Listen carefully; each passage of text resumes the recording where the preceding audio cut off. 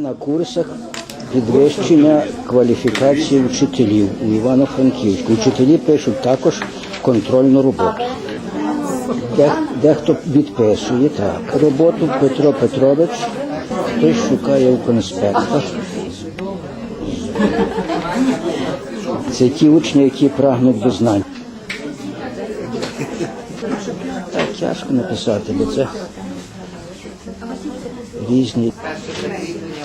А це молоді вчительки стараються, хочуть отримати високу кваліфікацію. Старші вчителі не дуже журяться тим, що пишуть. Тут цікавиться, бачите, все встигає і пожартувати. Той інструмент в натурі, як він виглядає, це є робоча його частина. Всі три частини його.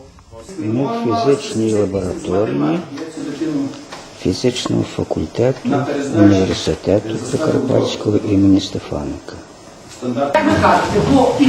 Вчителька нам розповіла розв'язок задач олімпіади. Це залікова контрольна робота. Посміхайтесь.